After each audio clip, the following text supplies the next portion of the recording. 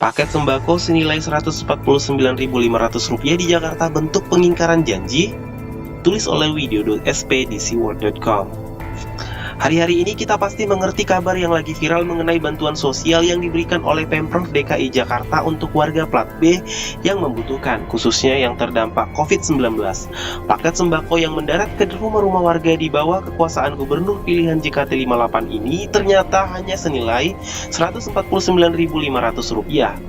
Adapun paket sembako itu berisi 5 kg beras, sarden dan kornet 350 gram, 2 kaleng, dan 2 bungkus biskuit 300 gram, minyak goreng berukuran 0,9 sampai 1 liter, 2 sabun mandi 190 gram, plus 2 lembar masker berdasarkan lansir dari laman liputan6.com.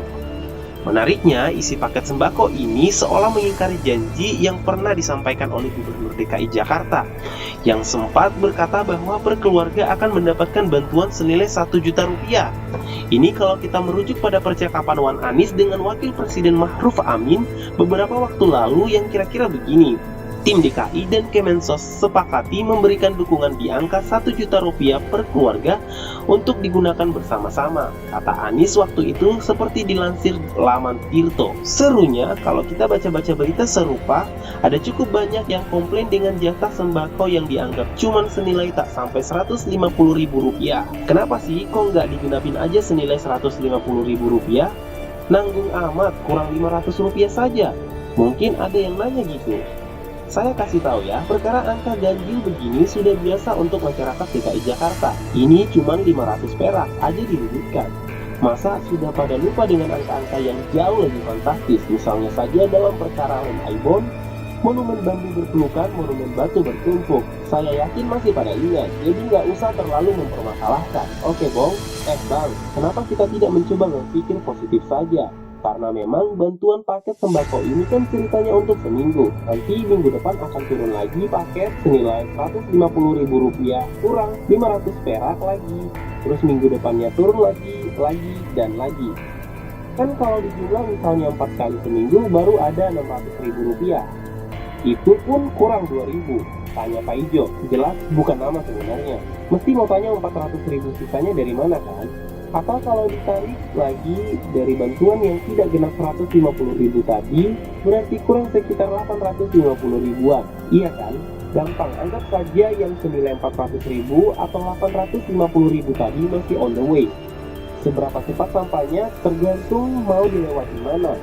Jadi sebaiknya kita tidak curiga dulu, apalagi nunggu kalau bantuan hasil kolaborasi pemerintah pusat Kemensos dan Pemprov DKI Jakarta itu disunat sebelum sampai ke tangan penerima yang dianggap berhak menerima bantuan itu.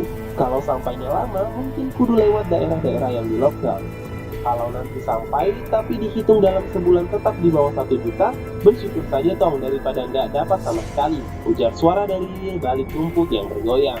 Tak lupa ada suara berisi kutipan kata-kata bijak supaya terlihat pintar dan ahli beretorika. Nggak takut KPK.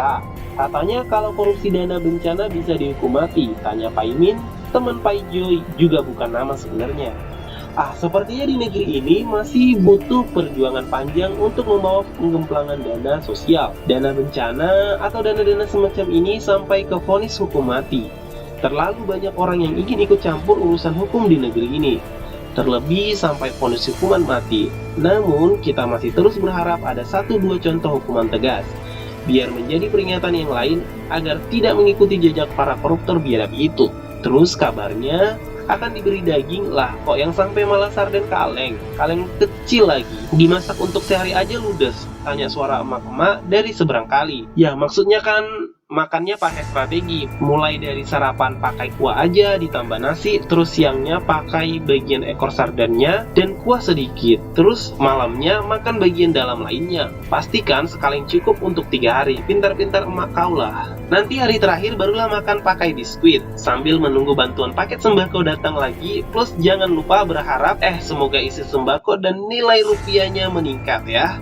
Paling tidak genapi senilai Rp150.000 deh. Kalau seandainya malah berkurang, mungkin sebaiknya Anda sesekali keragunan. Siapa tahu ketemu dengan si pembuat kebijakan di sana karena lagi inspeksi hewan-hewan yang kena corona. Terus lu protes deh sepuasnya di sana. Yang tabah ya warga DKI Jakarta, beri kesempatan gubernur kalian bekerja. Meski hasil kerjanya bisa dibilang, ya begitulah bang, begitulah kura-kura.